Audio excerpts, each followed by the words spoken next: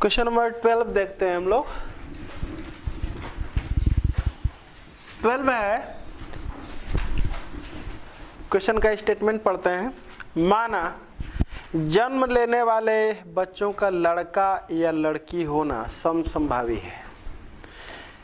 यदि किसी परिवार में 2 बच्चे हैं तो दोनों बच्चों के लड़का होने की 100% प्रायिकता ज्ञात कीजिए। ये दिया गया है कि फर्स्ट सबसे छोटा बच्चा लड़का है और सेकंड दिया गया है बी न्यूनतम 1 बच्चा लड़का है। तो देखते हैं, देखो जो बच्चों के जन्म लेने का जो सैंपल स्पेस बनने वाला है उस सैंपल स्पेस को मैं बना लेता हूँ। तो अगर जन्म लेने वाले जो बच्चा है वो अगर वह लड़का है तो लड़का को मैं बी से बॉय से डिनोट कर ले रहा हूँ, और अगर वह लड़की है तो लड़की को गर्ल जी से डिनोट कर ले रहा हूँ। तो जो सैंपल स्पेस बनने वाला है, सैंपल स्पेस में 1 by 1 और क्रम का ध्यान रखते हुए जितने एलिमेंट बन जाते हैं वो सब यस के अंतर्गत चले आते हैं। तो किसी परिवार में 2 बच्चों की वो बात कर रहा है, तो ये हो सकता है कि जो दोनों बच्चे हैं वह दोनों क्या हो जाएं, लड़के। ठीक है, या ये हो सकता है कि एक बच्चा लड़का हो और एक बच्चा क्या हो, लड़की हो। पहला बच्चा लड़का हो, दूसरा बच्चा लड़की, या ये हो सकता है कि पहला बच्चा लड़की हो और दूसरा बच्चा लड़का हो, या ये हो सकता है कि दोनों ही क्या हो, लड़कियां हो। इसका मतलब कि ऐसा कुछ हो सकता है। तो सैंपल स्पेस में ये एलिमेंट बनने वाले हैं। अब हम बात कर लेते हैं कि जो ए हमारा सवाल है वो क्या दिया हुआ है। इसमें सबसे छोटा बच्चा लड़का, मतलब कि दूसरे प्लेस पर लड़की जहां जहां पर होगी उसी को हमको इस इवेंट में लेना है ए में। चलो मैं इस इवेंट को मैं लिख लेता हूं।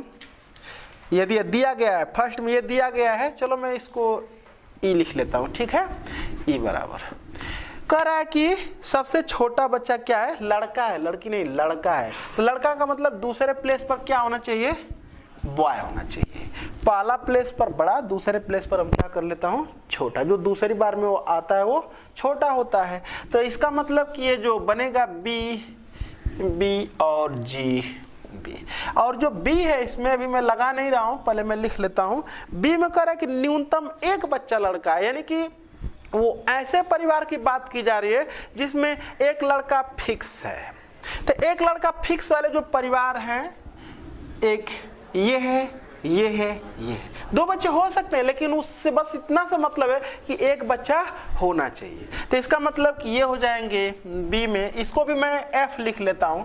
ठीक है, इवेंट है वो, और नहीं तो दूसरा सवाल है उसको भी ई लेकर के ही काम चलाया जा सकता है। तो एफ बराबर कितना हो जाएगा, बी मतलब दोनों बच्चे लड़के हैं, ये पहला बच्चा लड़का दूसरा बच्चा लड़की, पहला बच्चा लड़की और दूसरा बच्चा लड़का। ये अब हमसे पूछ क्या रहा है, मैं वो फाइंड करता हूं जो हमसे पूछ रहा है। कह रहा है कि माना जन्म लेने वाले बच्चों का लड़का या लड़की होना समसंभावी है, मतलब कि ये जो है वो समसंभावी घटना है।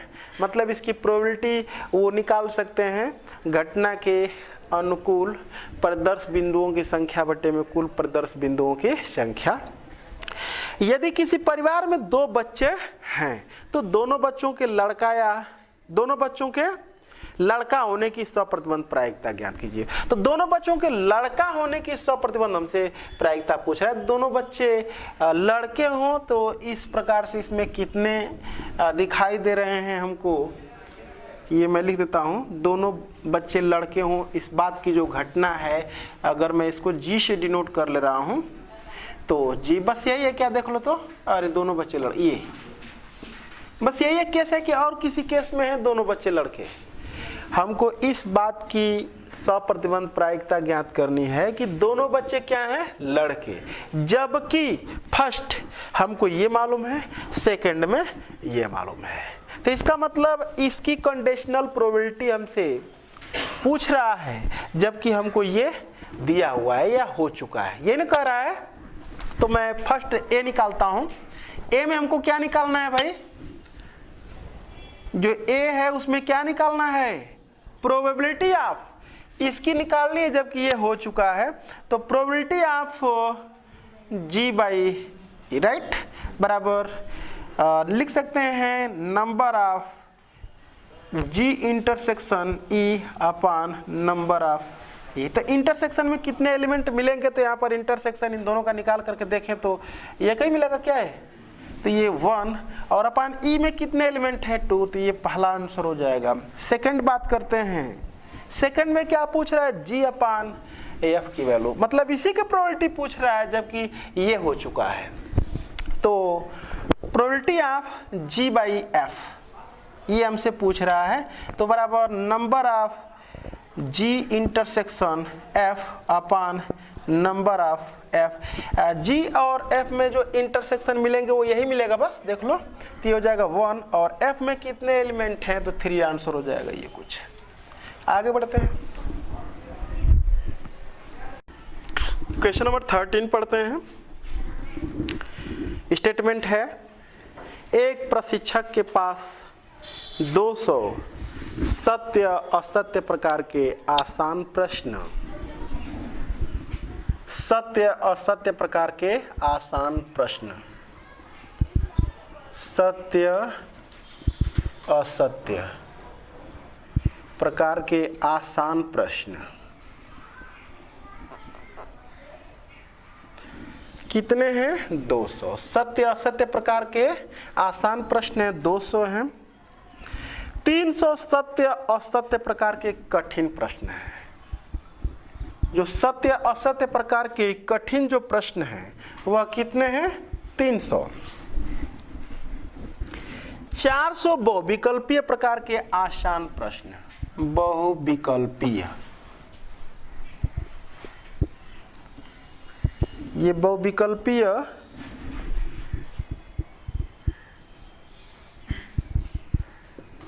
प्रकार के कितने प्रश्न हैं, आसान प्रश्न। बहुविकल्पीय प्रकार के आसान प्रश्नों की संख्या कितनी है, 400 है। और फिर आसान प्रश्न, और 600 बहुविकल्पीय प्रकार के कठिन प्रश्न। कठिन प्रश्न है बहुविकल्पीय, वह कितने हैं, 600। तो हमसे पूछ रहा है क्या, बहुविकल्पीय प्रकार के कठिन प्रश्नों का संग्रह है। यदि प्रश्नों के संग्रह से एक प्रश्न यादृच्छिक चुना जाता है तो एक आसान प्रश्न के बहुविकल्पीय होने की प्रायिकता ज्ञात कीजिए। तो इसका मतलब हम लोग समझ लेते हैं कि इसका मतलब क्या है, क्योंकि कंफ्यूजन की बात यहाँ पर उत्पन्न हो जाती है कि पूछ रहा है हमसे कि आसान प्रश्न के बहुविकल्पीय होने की प्रायिकता। तो हमको ये सोच सकते हैं कि आसान प्रश्न की प्रायिकता पूछ रहा है जबकि वह बहुविकल्पीय दिया हुआ है। यह कह रहा है आसान प्रश्न के बहुविकल्पीय होने की प्रायिकता ज्ञात कीजिए, मतलब आसान प्रश्न है तो बहुविकल्पीय होगा, इस बात की प्रायिकता ज्ञात कीजिए। तो यहाँ पर कंफ्यूजन की बात उत्पन्न हो जाती है, लेकिन देखो ये कई जगहों पर सवाल देखने को मिला है। इस स्टेटमेंट का मतलब यही निकला है उन सब सारे सवालों का सॉल्यूशन देखने के बाद कि आसान प्रश्न की प्रोबेबिलिटी हमसे पूछ रहा है जबकि बहुविकल्पीय वह है, यानी कि बहुविकल्पीय है दिया गया है तो आसान प्रश्न की हमसे क्या पूछता है, प्रोबेबिलिटी पूछता है। तो मैं ये लिख लेता हूं कि आसान प्रश्न की अगर घटना, माना आसान प्रश्न की घटना क्या है, ई, तथा बहुविकल्पीय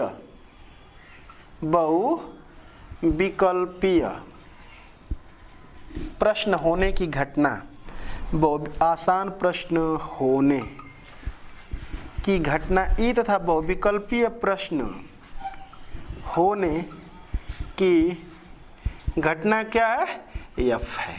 तब हमसे क्या पूछ रहा है, कह रहा है कि आसान प्रश्न के बहुविकल्पीय होने की प्रायिकता का मतलब यहाँ पर यह है कि आसान प्रश्न की प्रोबेबिलिटी हमसे पूछ रहा है जबकि बहुविकल्पीय वो है।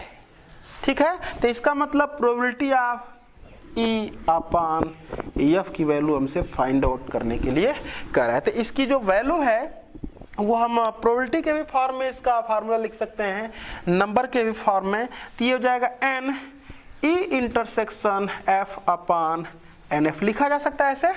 अब देख लेते हैं ये ई इंटरसेक्शन f है क्या चीज।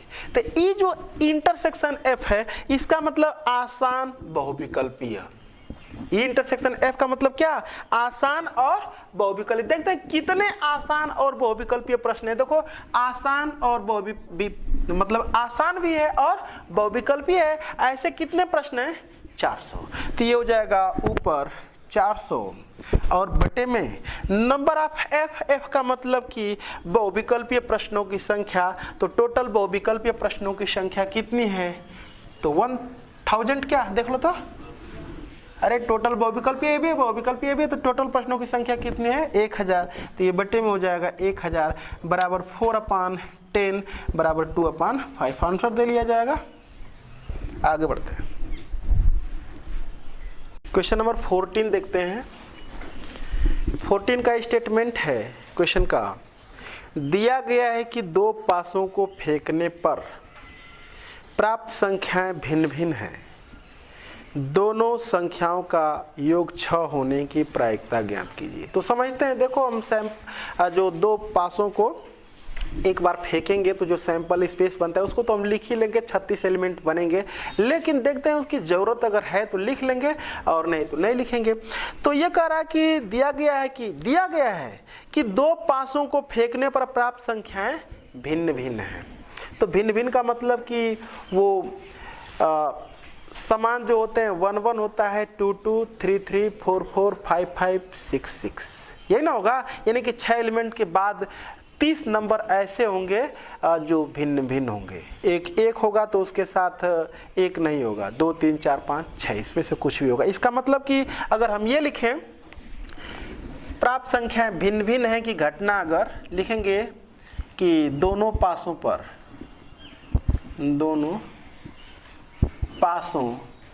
प्राप्त संख्याएं भिन्न भिन्न हैं कि घटना को अगर मैं क्या लिखता हूं, ई लिखता हूं, ई है, तब ई में जो एलिमेंट होंगे वह क्या क्या नहीं होंगे, 1 1 नहीं होगा, 2 2 नहीं होगा, 3 3 नहीं होगा। यानी कि ये 1 के साथ 2, 1 के साथ 3 ऐसे करके बनेगा हमारा। फिर उसी प्रकार से 2 के साथ 2 नहीं होगा तो 2 के साथ 1 होगा, 2 के साथ 3 होगा, डॉट इसमें 5 एलिमेंट इसमें होंगे, 5 इसमें होंगे, ऐसे करके 3 के साथ 1 होगा, 3 के साथ 2 होगा, 3 के साथ 3 नहीं होगा, 4 के साथ 1 होगा, 4 के साथ 2 होगा, 4 के साथ 3 होगा, 4 के साथ 4 नहीं होगा, और 5 के साथ 1, 5 के साथ 2, 5 के साथ 3, डॉट 6 के साथ 1, 6 के साथ 2, 6 के साथ 3। तो इसमें 5 5 नहीं होगा, इसमें 6 6 नहीं होगा। देखो एक जोड़ा इसमें से निकलेगा, एक जोड़ा इसमें से, ऐसे करके मतलब एक एलिमेंट इसमें से, एक इसमें से, एक 6 एलिमेंट निकल जाएंगे 36 में से। तो अगर मैं बात करूं कि बताओ नंबर ऑफ ई कितना है, तो बोल दो कितना हो जाएगा, 30। अच्छा, अब उसके बाद मैं एफ लिखता हूं, किस बात को कह रहा है, दोनों संख्याओं का योग 6 होने की प्रायिकता ज्ञात कीजिए। तो मैं लिखता हूं कि दोनों संख्याओं का योग 6 होने की घटना f है। माना दोनों संख्याओं का योग 6 होने की घटना f है, तब f में जो एलिमेंट बनने वाले हैं, अगर मान लो कि पहले पांचे पर 1 आता है तो दूसरे पर कितना आएगा भाई, 5। पहले पांचे पर अगर 2 आता है तो 4, दूसरे पर 30, पहले पांचे पर 3 तो ये 3, फिर उसके बाद 4 2 5 1, और 6 के साथ तो नहीं ना होगा, 6 के साथ कुछ भी लेंगे तो योग 6 से क्या हो जाएगा, ज़्यादा। तो ध्यान से देखो जरा सा, कह रहा है कि प्राप्त जो योग है वो कितना होना चाहिए, 6 होना चाहिए। तो 1 के साथ बस वही पहली लाइन में 1 5 मिलेगा, दूसरी लाइन में क्या मिलेगा 2 4 मिलेगा, तीसरी लाइन में 3 3 मिलेगा, और चौथी लाइन में 4 2 मिलेगा, और पांचवी लाइन में 5 1, और छठवीं लाइन में मिलेगा ही नहीं, क्योंकि 6 के साथ कोई नहीं होगा जिसका सम 6 हो। तो अगर हम यहाँ से देखें, यहाँ से अगर देखें हम कि नंबर ऑफ ई जो है वो कितना होगा, तो ये कितना हो जाएगा भाई 5। आवश्यकता जिसकी होगी उसको हम देख लेंगे, लेकिन देखो हमको किसकी आवश्यकता है, एक तो पहले इंटरसेक्शन निकाल लेते हैं दोनों का, number of E intersection F, चाहे ई इंटरसेक्शन एफ लिख लें, तो ई इंटरसेक्शन एफ का मतलब उभयनिष्ठ। देखो बस यही तो नहीं मिलेगा इसमें, बाकी सब मिल जाएंगे, तो इसका मतलब कि 1 5 2 4 4 2 और 5 1, राइट है। अब हम अगर देखें कि किस बात की प्रोबेबिलिटी हमसे पूछ रहा है, तो देखो यह दिया गया कि 500 को फेंकने पर प्राप्त संख्या भिन्न, ये हमको दिया हो, ये मालूम है, तो इस बात की प्रोबेबिलिटी हमसे पूछ, यानी कि एफ अपान ई की वैल्यू हमसे पूछ रहा है, तो probability of F upon E तो बराबर हो जाएगा number of E intersection F upon number of E. तो ई इंटरसेक्शन एफ में कितने एलिमेंट हैं भाई, 1 2 3 4, तो हो जाएगा, बोल दो 4 ही ना, और ई में कितने एलिमेंट हैं 30, तो हो जाएगा 30, तो बराबर हो जाएगा 2 अपान 15, आंसर दे लिया जाएगा। आगे बढ़ते हैं, इस एक्सरसाइज का लास्ट प्रश्न देखते हैं। चलो क्वेश्चन और 15 पढ़ते हैं। एक पासे को फेंकने के परीक्षण पर विचार कीजिए। यदि पासे पर प्राप्त संख्याएं 3 का गुणज है तो पासे को पुनः फेंकें, और यदि कोई अन्य संख्या प्राप्त होती है तो एक सिक्के को उछालें। घटना न्यूनतम एक पासे पर संख्या 6 प्रकट होना दिया गया है, तो घटना सिक्के पर चित्त प्रकट होने की 100 प्रतिबंध प्रायिकता ज्ञान। पहले मैं सैंपल स्पेस लिखता हूं।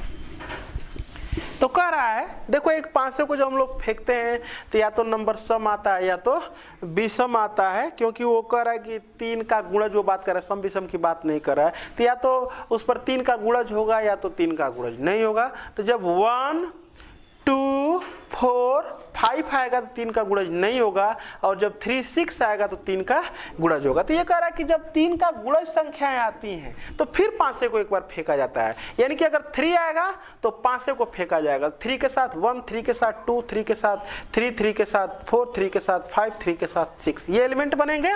तो हो जाएगा 3 1 3 2 3 3 3 4 3 5, कॉमा लगा लेंगे 3 6। अच्छा, या हो सकता है कि 6 है तो 6 के साथ भी क्या फेंका जाएगा, फिर पांसा फेंका जाएगा, तो ये हो जाएगा 6 1 6 2 6 3 6 4 6 5 और 6 6। अगर कह रहा है कि उसके अलावा कोई संख्या 3 का गुणज अगर नहीं आती है तो क्या फेंका जाता है, एक सिक्का फेंका जाता है। तो 3 और 6 अगर नहीं आएगा तो क्या क्या आ सकता है, 1 आ सकता है, 2 आ सकता है, 4 आ सकता है और 5 आ सकता है। तो 1 अगर आएगा तो एक सिक्का फेंका जाता है, 1 के साथ या तो हेड आ सकता है या तो 1 के साथ टेल आ सकता है।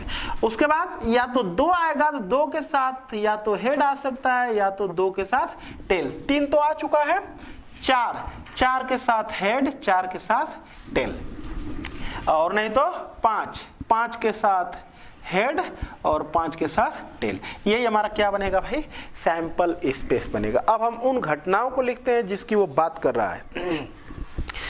कर रहा है यदि कोई अन्य संख्या पर सिक्के उछाल, घटना न्यूनतम एक पासे पर 6 प्रकट होना दिया गया, यानी कि ये जो हमको दिया गया है, सपोज कर लो उस घटना को मैं ई लिख दे रहा हूं, तो ये क्या दिया गया है, घटना न्यूनतम एक पासे पर 6 प्रकट होना हमको दिया गया, यानी कि एक पासे पर 6 आता है, कम से कम उसको 6 चाहिए।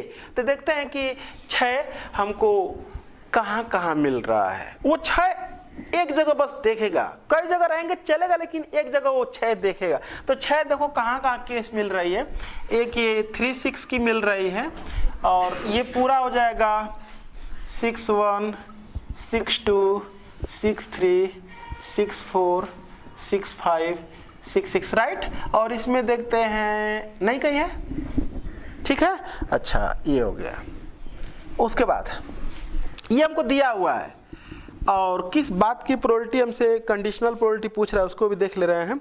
तो घटना सिक्के पर चित्त प्रकट होने की 100 प्रतिबंध प्रायिकता ज्ञात कीजिए। यानी कि सिक्का पर क्या आता है, चित्त, हेड आता है। तो हेड की कंडीशन में देखो ये और कुछ नहीं ना है, तो यहां पर हो जाएगा 1H 2H 4H 5H right. तो देखो जरा सा हम देख लेते हैं, बताओ इसकी प्रोबेबिलिटी कितनी है 1/12 और इसकी प्रोबेबिलिटी कितनी है 1/, अरे इसका 1/6 और इसका भी, अरे इसका 1/36। समझ रहे हो हमारी बात को। एक जब दो पासे को एक बार फेंकते हैं तो 36 एलिमेंट उसमें बनते हैं, तो इस बात की प्रोबेबिलिटी 1/36 होती है। और इसकी प्रोबेबिलिटी ये इसका 1/6 और इसका 1/2। अभी मैं बताऊंगा प्रायिकता का जब गुणन नियम आएगा तो मैं वहां पर समझा दूंगा एक बार। तो इसका हो जाएगा 1/12। तो देखो इसमें जो एलिमेंट हैं वो समसंभावी नहीं है, जो भी प्रदर्श बिंदु है समसंभावी नहीं है। तो हम एलिमेंट वाला फार्मूला अप्लाई नहीं करेंगे कि कंडीशनल प्रोबेबिलिटी निकालनी है तो P अगर E/F की वैल्यू निकालनी है तो number of E intersection F बटे में नंबर ऑफ F, ये नहीं लिखेंगे, प्रोबेबिलिटी के फॉर्म में लिखेंगे राइट। तो देखते हैं हमको जो निकालना है वो क्या निकालना है। तो पहले तो मैं E इंटरसेक्शन F में देखता हूँ कि E इंटरसेक्शन F कितना आता है। ये तो 5 है, देखो ना 5 है, तो 5 की प्रोबेबिलिटी तो 0 होती है। यानी कि अगर हम ये कहें कि हमको ये निकालना है कि प्रोबेबिलिटी ऑफ, ये दिया गया है, देखो ना ये दिया गया थी इस बात की, देख लो यहां पर लिखा हुआ है कि